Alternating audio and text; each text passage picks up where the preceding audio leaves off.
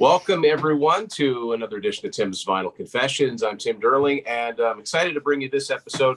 Talking to someone who's I've spoken with before, but we've never had on TVC before. I'm talking to Mark from the Yes Music podcast. Mark, how are you doing? Greetings, Tim. How are you doing today? I'm doing really good. This is an exciting time to be a Yes fan right now. We're waiting on a new album, which seemingly came out of nowhere to pre-order. And I like when that happens rather than years and years of waiting. And we've got a cool book to talk about, but we'll do that when we get to the proper album. Yes. So what we're going to do on this episode, sometimes I like to do these where I go through a particular band's discography on a certain format. And I love talking about cassettes. So I finally got all the Yes cassettes. Mark has some to talk about. I'm happy to report I'm pretty sure most of his are different versions than mine. So this ought to be interesting. So we're going to go through the Yes catalog on cassette.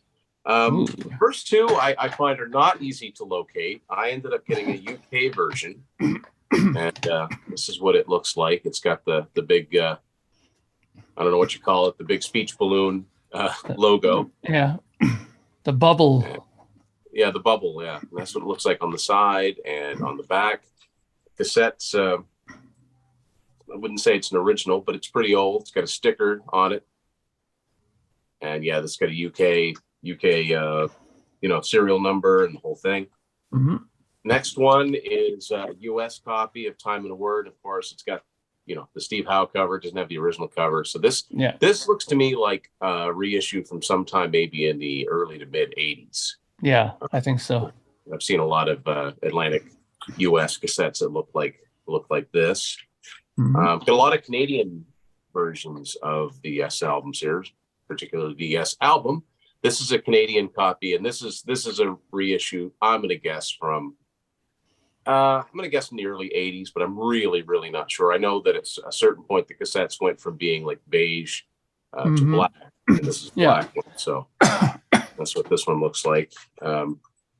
Next one might be around same time period. Canadian version, Fragile. And this one is, this one's might be a little bit newer. Whoever had it kept it in good shape. The printing's really bright, in good shape. Next one is the first of a few really old ones I have. This is an old Canadian issue of Close to the Edge. Ooh, look at that. The old Canadian Atlantic copy, and this is what the cassette looks like. Got a yellow sticker on it. Yeah, that's it. Been around for a while. Now the next one is interesting. It's really hard to find Yes songs to find both cassettes. Most people either have one or two for sale. I sent an order on Discogs, and they're very nice about it. They sent a note back, said, "I'm just making sure you read this is only cassette 2." I said, "Oh, okay." I said, "I really wanted them both." So we canceled the order, and I said, "Thank you very much." So I ordered from somewhere else. They did not have it was mentioned, but I didn't catch it in the fine print. So I ended up going back to this original person. Long story short, I ended up with cassette 1 and 2, but they're from different countries. So this is my version of cassette 1, which is Canadian, very old one.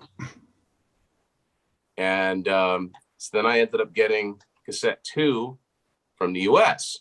Nice. Now, the problem is I think they mixed up the order, because I don't think I have not that it's a huge problem. I don't really listen to these, but the song, because this cassette 2 lists what was on cassette 1 as well. Oh, okay. And it doesn't match what's on here. So they must have mixed the order up. So I've got some, like I know I've got Long Distance Runaround are on both of these, and they shouldn't be. So anyway, maybe someday I'll come across a nice clean copy of, with an elastic around it. But for now, I think it's kind of fun to have, the US and the Canadian copies of that. Next one, Tales from Topographic Oceans. This is a Canadian copy, which looks much like they just took the US copy and just changed a couple of very minor things to make it for Canadian cassette. Next up, another Canadian one for Relayer. I love cassettes. I grew up with cassettes, but you're really missing out not having the larger artwork and not having the gatefold and the back cover and all that. But very nostalgic for cassettes because I grew up on them. Another one that wasn't that easy to find was Yesterday's. This is a U.S. copy of that. Mm-hmm. So it looks like that.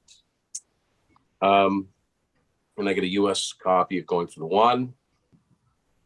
Pretty common looking U.S. version there. And we're going to stop with this next one because we got something to talk about. This is a U.S. version of Tormato. And I had the pleasure of being on the Yes Music podcast to talk about my 8-track book on Spooled. And I spoke to Mark and I spoke to Kevin. And Kevin, well, he's got a book. What's his book all about, Mark? Well, his book is basically all you need to know or ever would want to know about Tormato, the album. I mean, everything about it is in this book, from the creation of it, the promotion of it, the equipment used to record it. I mean, everything that's possible. I mean, I think Kevin has the largest collection of Tormato, just the album itself, like whether it's vinyl, cassette copies. I think he even has a reel-to-reel. I think he has a couple of test pressings of him, so it's all encompassing on Tormato, that album. So basically, if you have any questions or if it's a record that you want to deep dive into, this is going to be the book to get. Like, no questions asked. I mean, there's detailed pictures too from people that had like personal photos in their collection. There was a few people from the Yes Music podcast that contributed photographs. Some people that were actually at AdVision, and some people were at Rack Studios when they were doing some of the stuff. There's pictures of. So it's going to be an incredible read. I highly recommend it. And right now it's on pre-order at Burning Shed. So if you go onto the site, you can order it there. And just so I can contribute, I have a copy of Tormato as well on cassette. This here is a US copy of Tormato. And this one is, I'm not 100% sure. That's why I kind of fired up my Discogs here. And according to the Discogs information, this is a 1987 reissue that comes on a white cassette like this. Yeah, that's probably what a lot of mine are from too.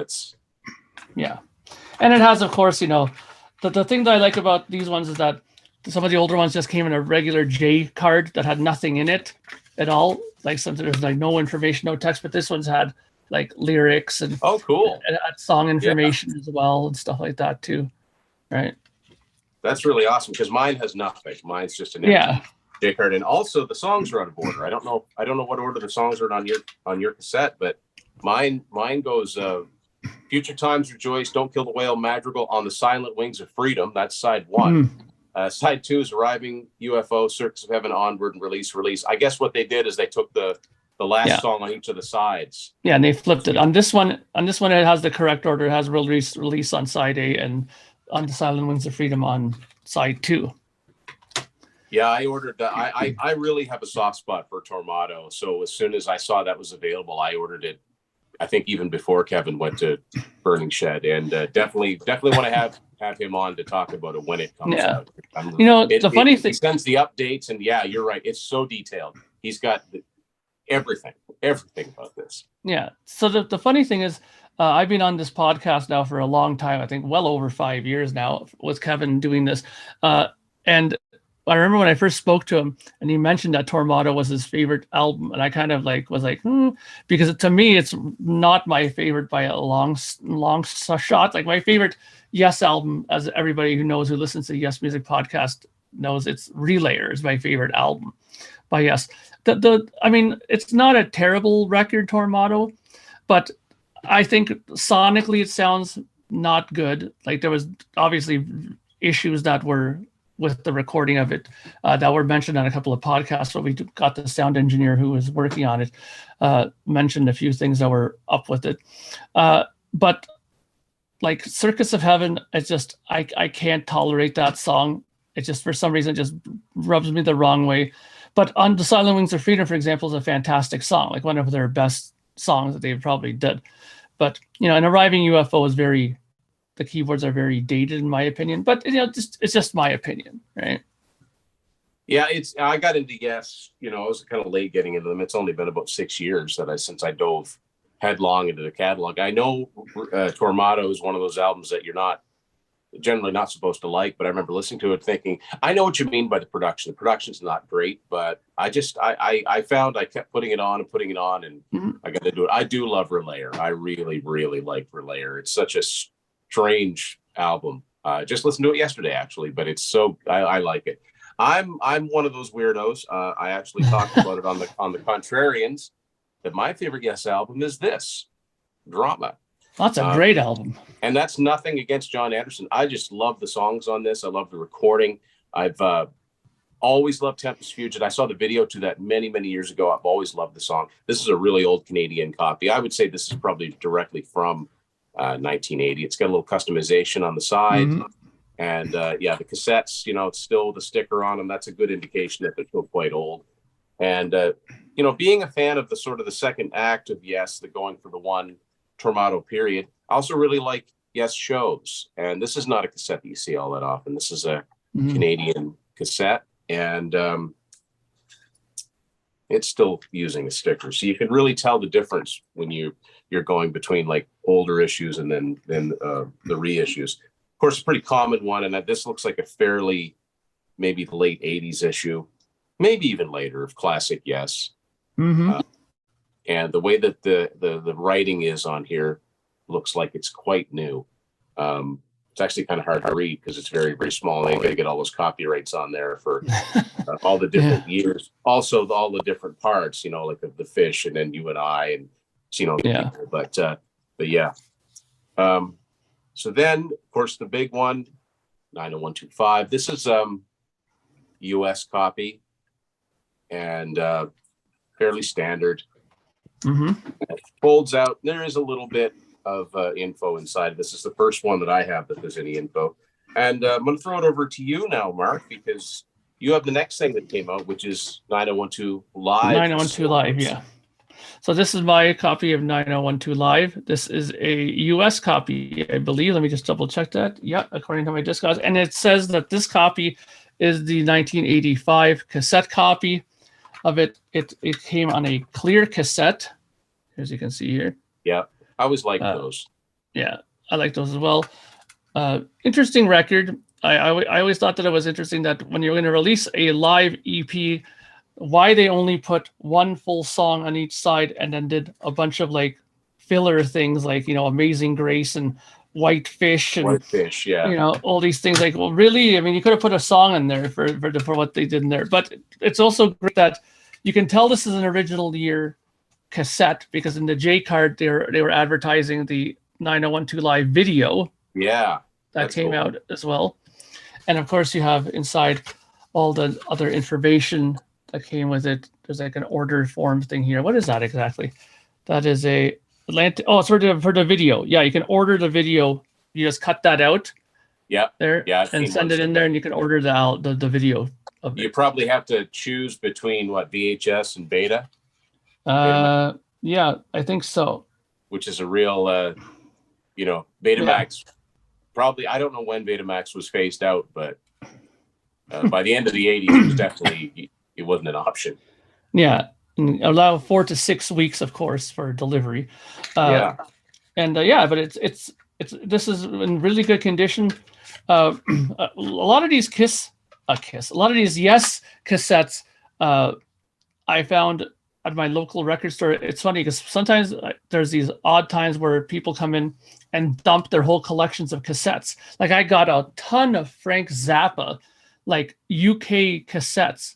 Some guy who just dumped his whole collection. Same thing with my David Bowie. I got a whole ton of UK like original year cassettes of like, Diamond Dogs and of Station to Station, all the original UK cassettes. Like that guy just came and just dumped everything, and they were selling them for $1 a cassette. I was like, I was on it, just bought all of them. So it was a lucky score. We must have just kept the CDs, and that's something that I did over the years. I've gotten rid of cassettes when I've gotten the CDs, and then I've ended up buying the cassettes again because I missed having as many formats as I could. Yeah.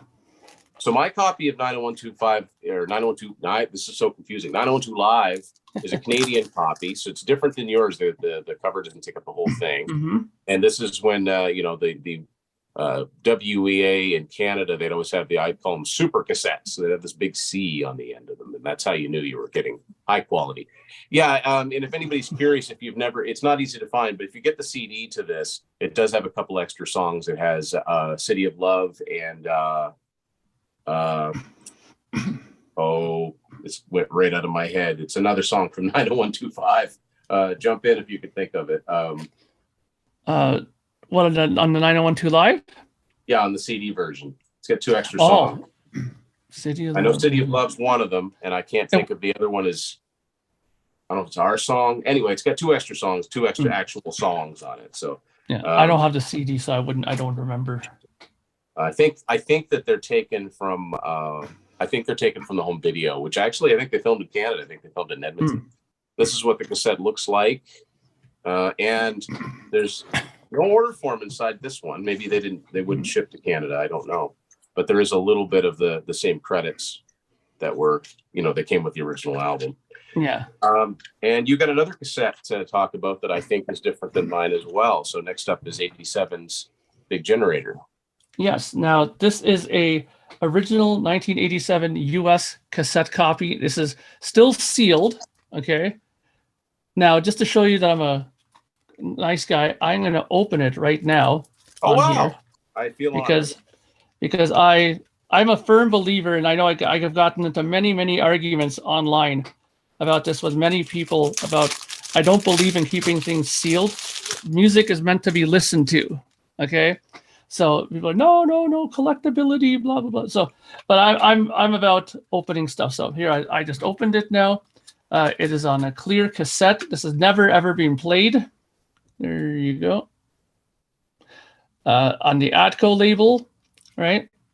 And inside here you have the very nice jacket, which has all the pertinent information there.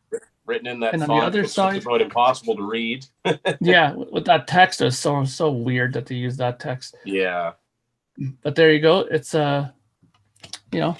what you expect from an original year. This is usually the reason why I try to go and take these kind of copies of them, like try to find the original ones, because they always have the information for the album in it. Like the later reissues, like you've shown. There's a couple of them that you get that have just a blank J card. And that's always the thing that used to drive me nuts when I'd get copies of albums. I was like, what the heck? Yeah, it doesn't tell you much, right? Yeah, so this album, so that cassette copy was under the Dolby HX Pro kind of category. So apparently it was supposed to be one of the better sounding cassettes of that time. So whether it is or not, and just really quickly, I don't want to hold up the showing of the albums, but I'm a big fan of cassette, and I'll tell you why. In this era of people who are getting back into vinyl, and everybody when they're getting back into vinyl are so gung-ho about using original tapes, the original source tape. I want the original source because it sounds better using analog. Back in the day when I was engineering and I was a young guy doing engineering in the studio, engineers were just praying for the day that analog was disappeared and digital came in, because it was much more easier to work with. It was easier to edit, easier to do everything. So analog was not the be all end all that most people think it was. But I'll tell you something. If you want a cheaper way to listen to something that is technically an analog source, really, cassette tape is analog. If you want to listen to something, and I said this before, I had a exit stage left on cassette that I burned onto a chrome tape, a Maxell one, and all my friends who are like musicians said that it was the best sounding version of exit stage that they've ever heard on a cassette. So you can get great sounding albums on cassette if you keep your tape player in good condition and you keep your tapes in good condition. Yeah, no, that's very cool. And as far as like for me myself, when I buy something, cassette or a record or something like that, I keep them sealed, but I listen to the CDs. But also, it's whatever anybody wants to do. Every collector's got different focuses. I think that we may have the same version of Big Generator. The only thing that may differentiate is that mine is a Columbia House, and you have to read the fine print to see that it's Columbia House. Because other than that, it looks exactly the same. The inside of it looks the same. Yeah, I always thought that around the mid '80s when they started to come up with these clear cassettes, I always thought they looked so cool because it was quite a few years before Canadian cassettes started to look like that. Growing up on the U.S.-Canada border, I bought, almost as much in the States as I did in Canada. And I always liked those clear cassettes. So the next one, maybe controversial. I consider it the Yes album, Anderson, Ruford, Wakeman, Howe. I mean, it's the personnel, it's the Roger Dean artwork, regardless of what anybody might think of the album. Anyway, this is a Canadian copy on Arista. This case has this weird, can't get rid of this. But anyway, I always found it amusing that they didn't go with the Arista serial number orders. It would have been, they called it 90126, which is kind of funny. This is what the cassette itself looks like. And, being a 1989 cassette, I think this has pretty much everything in it that the CD or the LP would have. So yeah, that's the first one that's got the full, probably everything in it that would have been in the other formats. The next one is one that we both have, and we'll see what copy you have for the notorious Union. Yes, or as Rick Wakeman refers to it as Onion. So here's my copy of Union. This is a 1991 Canadian copy, but it is a Columbia House record press of it at the bottom. We have the exact same one then. There you go. Yeah. So, and as yours, I'm pretty sure we have everything pretty much similar in it, but clear tape. Yeah. And inside the jacket is probably the same, anyways, as well. Yeah. Which is quite a lengthy. It's one of those. It's one of those ones that sometimes it's hard to put back correctly if you don't. If you're not paying attention. And it's also got this last one that's like a half size of. Yeah. There's an awful lot of credits on here, and there's a lot of credits because it wasn't Yes who played on this. I mean, there's so many other people who played on this album besides Yes, and that information came out a lot later, and some of it is credited, some of it isn't. I mean, there was a great site. I'm sure you must have seen it before. I think it was on Notes on the Edge or something. There was some interview where they showed an actual breakdown of how much Steve Howe actually played on some of these songs. Like they had like a section where they said, Shock to the System, Steve Howe played only from 1 minute 50 to 2 minutes 20 in this section, and he only played this section. And then they had other people who were session guitar players who came in that did the other guitar players. So it's a controversial album, but I'm curious, Tim, on your opinion on it. I like Union. The first time I heard it, I really enjoyed it. I think that the strongest songs to me are the Trevor Rabin ones, like Lift Me Up, Miracle of Life, Saving My Heart even is pretty good. And even the Billy Sherwood song, The More We Live, that's a great song. But I mean, the other ones are good. I Would Have Waited Forever is good. Shock to the System's pretty good. But some of the later ones I find are a little bit kind of filler, like Angkor Wat, Take the Water to the Mountain. Some of those ones I don't connect with as much, but what's your take on the album? Well, I argued on the contrarians that Drama was my favorite Yes album, but unfortunately, I also argued that Union was my least favorite. One of them, I always say, one of them has to come in last. Yeah, of course. Someone that heard the entire Yes catalog all at once. This one, for one thing, and I mentioned this in the episode, it's a victim of the CD age that there's too many songs on it. Yeah, it really could have been whittled down. Lift Me Up was a great single. There's a reason that was the single. It's a good song, and I remember liking Shock to the System, but it didn't sound like Yes. I mean, I don't hear, even without knowing, I don't hear a lot of Steve Howe on there. It sounds mostly like a follow up to Big Generator. It just sounds like the next. Sort of logical step, but it was probably, it seemed like a good idea on paper, but when you have all of those credits and all those different song by song it really tells you that it's more of a project than a unified band album. And the ironic thing is it was supposed to be a union. So, but yeah, it's got some quality songs on it. I mean, they never did an outright bad album, I don't think. Also in 1991, and I happened to see this, I was paying for some other things at a record store, and I saw this on the counter, and I said, "How much is this?" And they said, "Oh, I forgot we got that in." They didn't know what to put on it for a price. They said $15. I said, "I'll take it." And it's Yes Years, the box that came out in 91 on Atco. This has got a Corners off in it, but I mean, for $15, I couldn't pass it up. This is a US copy, and it's exactly like the CD version. I've never seen the vinyl version of it, but I mean, it's got this really elaborate booklet that comes with it. I'll just take out one of the cassettes. That's the first cassette, and actually the booklet's American, but this must be Canadian, because that's a Canadian cassette for sure, because it would have been a clear cassette if it was US. But I couldn't pass it up, and I actually had that before I had the CD version. Now, where the cassettes go in, and they press back in, it's a little tight, but if I'd left it there, I would have regretted it, because I know that it wouldn't have been there the next time. Tim, I got to ask you something. When you got that and you took the book out of there, did you find it odd that they had 3 yellow cassettes and 1 silver one? Like, I always thought that. Why did they do the 1 in silver? I don't understand. Like, why would you do 1 in silver and all the other ones yellow? I never thought about that. But ironically, the silver one is the 3rd cassette, I believe, and that's probably one of my favorite ones. Is that one? Oh yeah, I agree. Yeah, I never thought about that. Now they probably did the same thing with the CDs. Interesting. Yeah, I mean, it is odd.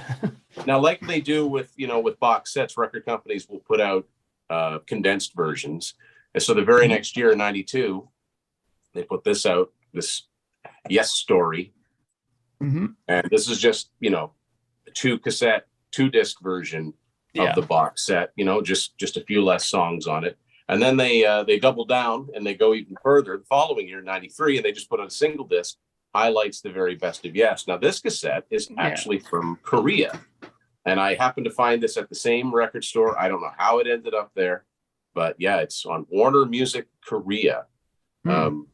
And I always thought that this was very 90s, where they have like the scrawly sort of writing. I always found it very, very hard to read. It's not the single Yes disc that I would have put together, but I had the CD and I saw this. I didn't even know. I'd never seen it on cassette before. So I said, well, I have to get that.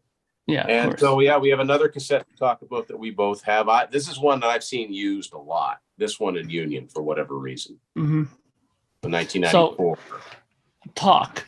Yeah. Now, this is interesting because I found this one separately. One time I went to my record store and I saw, Talk sitting there.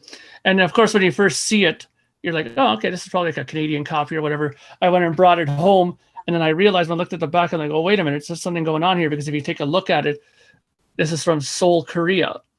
Yeah. This copy. Okay. And you open it and it has a really odd cassette. It's like this.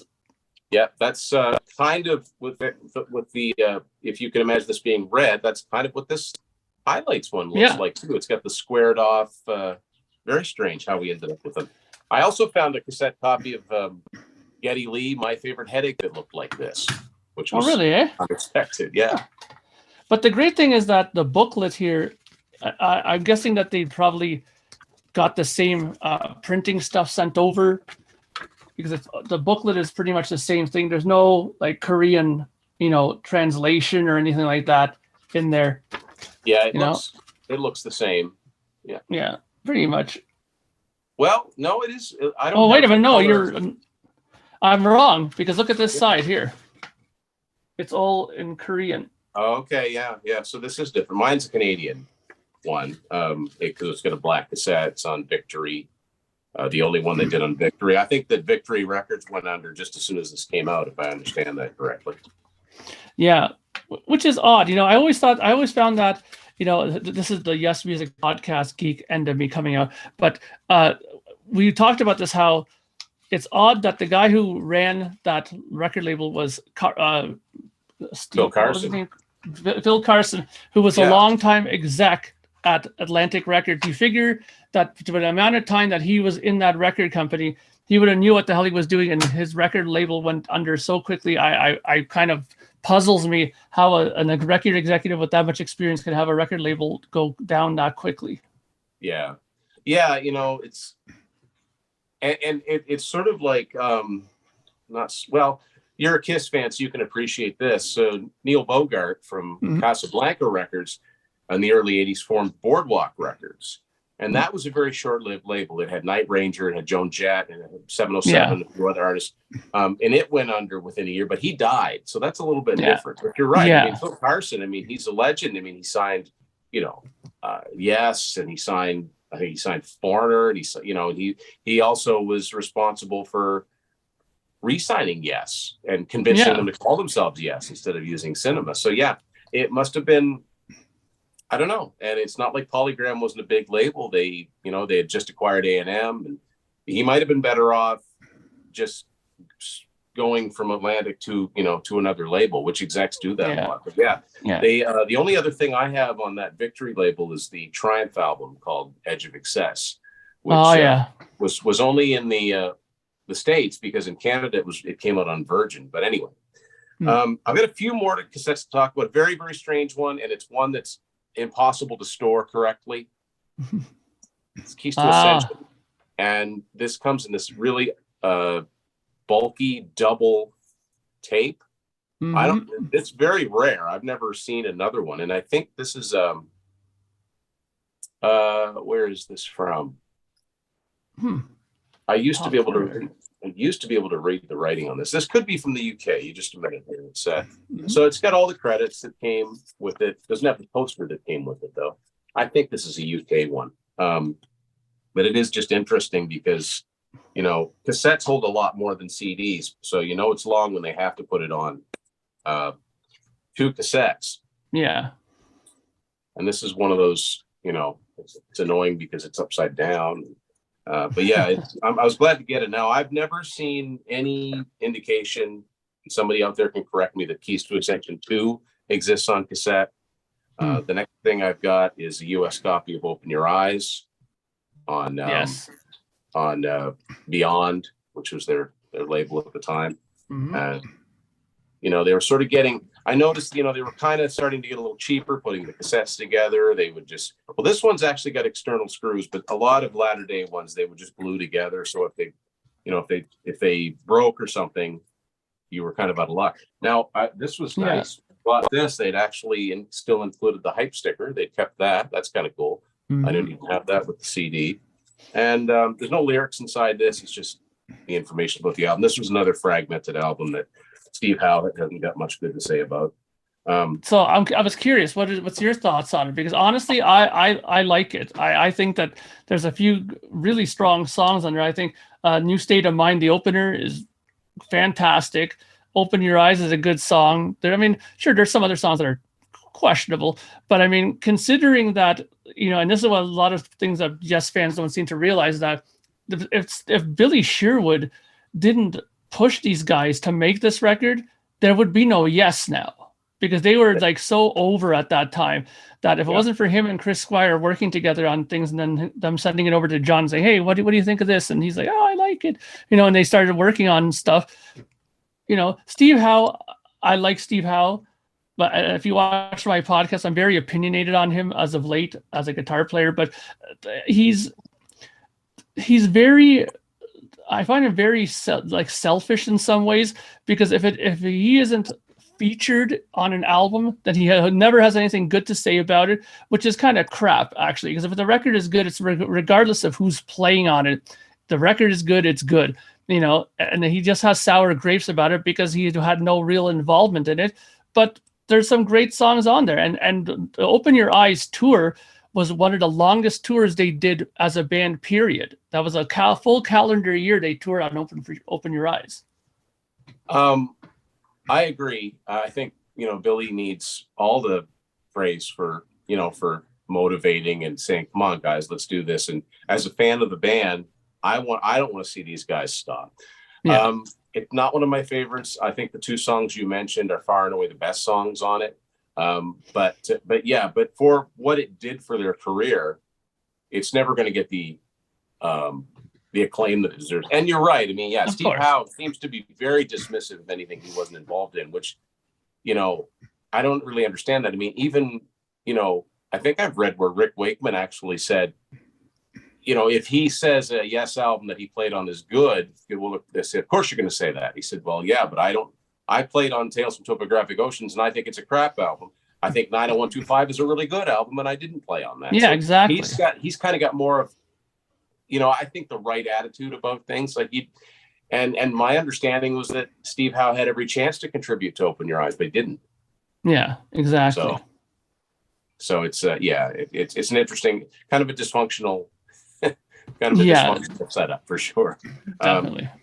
Next thing I personally think is a slightly better album, The Ladder, this is a U.S. copy, also on Beyond. That my friend, and I've said this, and I've went on record to say this, and this caused a great bit of debate on the Yes Music podcast forums, is, to me, The Ladder is the best thing that Yes did since the 70s. Easily. I think that album is great. The big key factor, the secret weapon on that album, is Igor Koreshev on keyboards. The guy is, in my eyes, equal to Rick Wakeman on keyboards. He's the only keyboard player that Yes have had that is able to play Awaken as good as Rick Wakeman can. Nobody else that's played keyboards with Yes has been able to do that song any justice as much as Igor has. And Igor, unfortunately, he due to the stupidity that he, the things that he did on tour, had to leave the band. But I mean, if you go on and watch some of these videos, like the live Open Your Eyes tour stuff from Budapest or Argentina, or if you go and watch the Masterworks tour stuff that they did when it was just a 5-piece, when Billy Sherwood had left and he had still stayed on, incredible stuff. And this album, The Ladder, great stuff. Homeworld, fantastic song. There's what's that second song? Golden Palace, Golden. That second song on there. Day. That's it. Great song. There's a song dedicated to Bob Marley on there as well. I forget. Yeah, it's such great songs. And the main thing why I'm so gung ho about this is they finally got themselves a really good record producer in Bruce Fairburn. The late Bruce Fairburn. Yes. Yeah. And that sounds sonically fantastic, that album. Yeah, no, I agree. Getting into the band later, I heard all of these songs first on the House of Blues CD. Yeah. And they did a lot. I mean, they did Homeworld, they did Lightning Strikes, they did Face to Face, they did The Messenger, and I liked them all. And I like the fact that even on the 50 Live, they dug out 9 voices. I thought that was kind of cool. Yeah. So I agree. That's a pretty good album. Only got one more to talk about. To my knowledge, it's the last Yes cassette. So this is a Russian version with magnification. Oh wow! And I had the pleasure of speaking to Mr. Bob Seska. I had him on my show talking about his time working with Yes, and this does not show off the work that he put into this album for sure. This is still sealed. It's on BMG. It says Rock Zone. I've got a couple Alice Cooper cassettes that say that on it too, but just the idea to have this cassette from 2001. And as far as I know, that's it. They haven't done what a lot of bands, have started to do and start making cassettes again, but I'm okay with that because I always feel compelled to buy them. So they're saving me a little bit of money. Yeah, exactly. So as we said before, Yes have a new album coming out, seemingly announced out of nowhere. So, Mark, I would definitely love to have you and Kevin on when I review that down the road. And also, I want to talk about the Tormato book when that comes out as well. So, Mark, just give us a little bit of history. This is basic. I'm giving you the floor here. What's your history with the Yes Music podcast, and what else do you have going on? Well, basically, I was a listener, like a supporter of the show from its very beginnings. I think episode 5, was when I discovered it and started listening to it.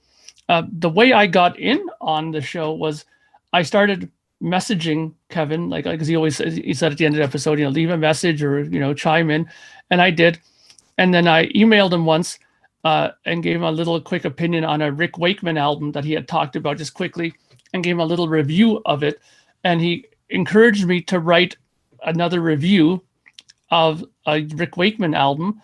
And so I started sending weekly Rick Wakeman album reviews, because Rick Wakeman, as you know, he has a shitload of records, albums of his own. Yeah, a lot of records. So I had a lot of stuff to work with. And then after that, instead of doing written ones, which he would read, I started sending in audio stuff of me recording, talking about the records.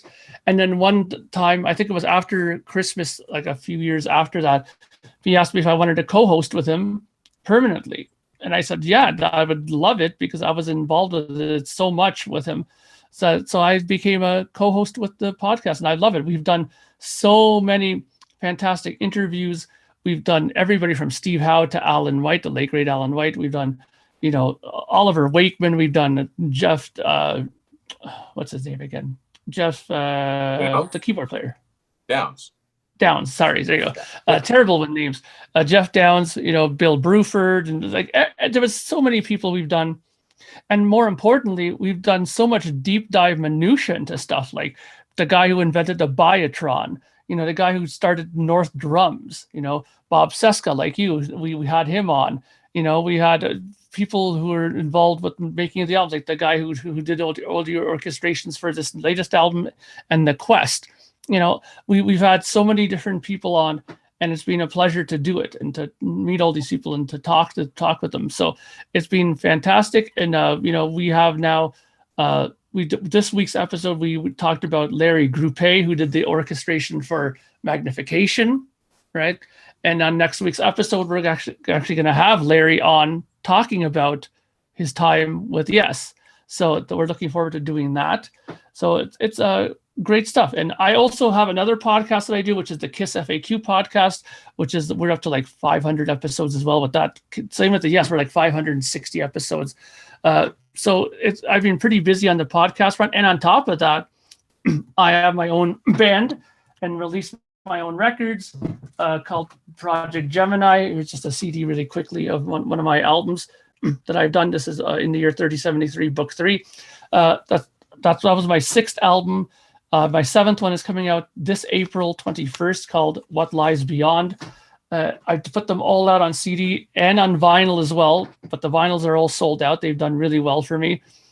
So I've been keeping extremely busy and, just loving the music that I'm involved with, whether it's Yes, whether it's, Kiss, whether it's, whatever. I mean, I'm very into progressive rock music and, rock stuff as well. I have a feeling, looking at your collection behind you, that a lot of the same music we love. My favorite band, period, like number one here, and then everybody else is under, is Rush. So I see you have a Rush 30 behind you there, the program. And yeah, there we go. Exactly. So Rush for me is my numero uno band. I could talk about Rush till the cows come home. My very first concert when I was like 11 years old was seeing Rush in Maple Leaf Gardens for Grace Under Pressure. And, I've never missed them since that. Only got to see them once on our 30, actually. But that's awesome. It's funny, when you mentioned KissFAQ, it clicked in. I'm like, yes, I've seen you on KissFAQ before. Yeah, I had the pleasure of having Mr. Julian Gill on to talk about his Aerosmith tour book, the tour dates book, which is an incredible book. And Julian also very generously contributed a chapter to my Unspooled book. So yeah, when you're into this type of music, eventually we meet each other, it seems. Yes. These things sort of converge. So yeah, all things Yes. And as Mark has said, talking to past and present members, and I find that you dig into the minutia of these things. I found the same thing when I became part of Rush fans. You appreciate the music more once you learn something. You're like, I didn't know that. That makes me want to go back and listen. So yeah, it's Mark, it was a pleasure to have you on. Everybody check out Yes Music Podcast, and go listen to some Yes, and whatever format it's on. Mark, thanks for hanging out this afternoon. Appreciate it. You're welcome, Kevin. I mean, Tim, sorry. Thanks everybody for watching this edition of Tim's Vinyl Confessions.